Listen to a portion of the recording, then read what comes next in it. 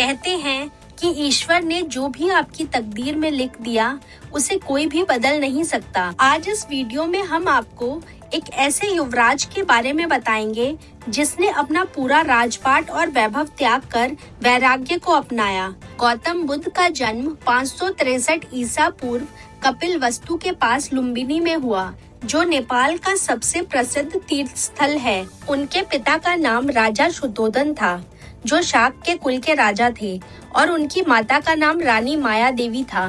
गौतम बुद्ध बहुत बुढ़ापे में पिता की संतान हुए। सिद्धार्थ इनका नाम रखा गया। जब इनका नामकरण संस्कार किया गया, बड़े बड़े ज्योतिषों ने इनकी कुंडली देखी।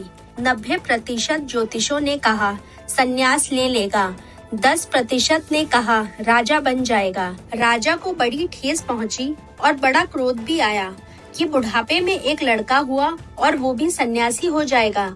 राजा ने पूछा, इसका उपाय क्या है? ज्योतिषों ने कहा कि ये तय है कि ये बालक दुनिया के दुख देखकर ही सन्यासी बनेगा। तो बहुत विचार विमर्श के बाद ये तय हुआ कि इसको जीवन भर भ्रम में रखो, इसे पता नहीं चलना चाहिए कि दुख क्या है। तो महाराज ने व्यवस्था की कि इसे कभी भी किसी तरह का दुख ना हो।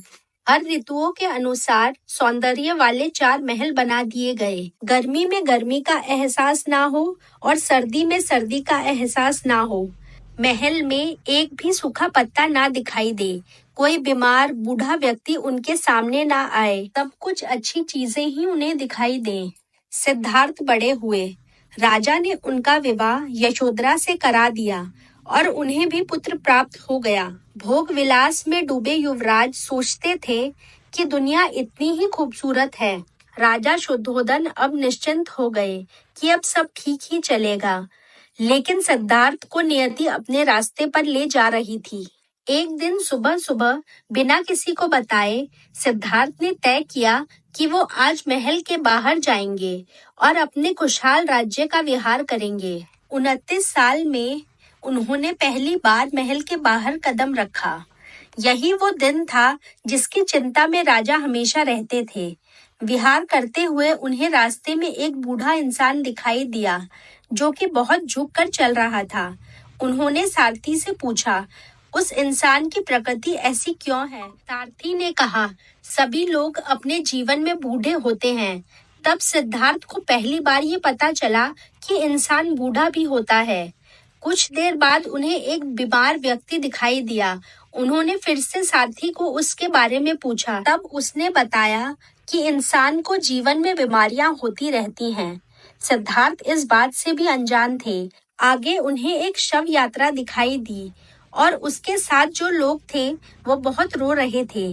सिद्धार्थ ने फिर से सारथी को इस बारे में पूछा और कहा, ये सब लोग रो क्यों रहे हैं? सारथी ने उन्हें बताया कि जो भी इंसान इस दुनिया में आता है उसे एक ना एक दिन इस दुनिया को छोड़कर जाना ही पड़ता है, और ये सब उनके परिवार वाले उनके दुनिया से चले जाने के दुख में रो रहे हैं। थोड़ा आगे जाने के बाद उन्हें एक सन्यासी दिखाई दिया। उन्होंने फिर से सारथी को सन्यासी के बारे में पूछा। सन्यासी के चेहरे पर अपूर्व शांति थी। वैराग्य से आनंदित उस आकर्षक चेहरे को देखकर उन्होंने फिर सारथी से पूछा कि ये कौन है जो इतने आनंद में है? इनके पास तो कुछ भी नहीं है, केवल एक वस्त्र है। उन्हें सारथी ने कहा, महाराज, ये सन्यासी है। ये दुनिया की मोह माया से बहुत दूर निकल आया है। भौतिक सुख सुविधा इन्होंने त्याग दी है। इनके पास कुछ भी नहीं है, इसलिए इन्हें खोने का डर नहीं है और इसलिए ये प्रसन्न हैं। सिद्धार्थ जीवन के दुखों से परिचित हो चुके थे। विहार के दौरान देखी हुई बातों ने उन्हें सोचने पर मजबूर कर दिया। वो सोचने लगे कि जब इंसान को इस दुनिया में आकर दुख ही सहना है तो इस वैभव का क्या अर्थ है। उन्होंने अपने इस वैभवशाली जीवन को छोड़कर जीवन के शाश्वत सत्य का मार्ग ढूंढने का निर्णय लिया और वो अपना सुख सुविधाओं से भरा जीवन छोड़कर जंगल में एक तपस्वी का जीवन जीने के लिए निकल गए। सिद्धार्थ उस समय के हर मशहूर गुरु के पास गए। उनकी बौद्धिक क्षमता और ज्ञान पाने की लालसा इतनी तीव्र थी कि जो चीज समझने में बाकी लोगों को सालों लग जाते थे, वो कुछ हफ्तों में ही सीख लेते थे। समाधि की 8 अवस्थाएं होती हैं। गौतम ने उन सभी अवस्थाओं को प्राप्त कर लिया था, मगर फिर भी वो जानते थे कि ये जीवन की संपूर्णता नहीं है। उनके अंदर अब भी ज्ञान पाने की तीव्र इच्छा थी। एक दिन वो जाकर पीपल वृक्ष के नीचे बैठ गए। वहां बैठकर उन्होंने निश्चय किया, मैं यहीं बैठकर या तो आत्मज्ञान प्राप्त कर लूंगा या फिर यहीं प्राण त्याग दूंगा। वहां उन्होंने दिन रात कड़ी तपस्या की, जिसका फल उन्हें वैशाख पूर्णिमा के दिन मिला और संपूर्ण ज्ञान की प्राप्ति हुई।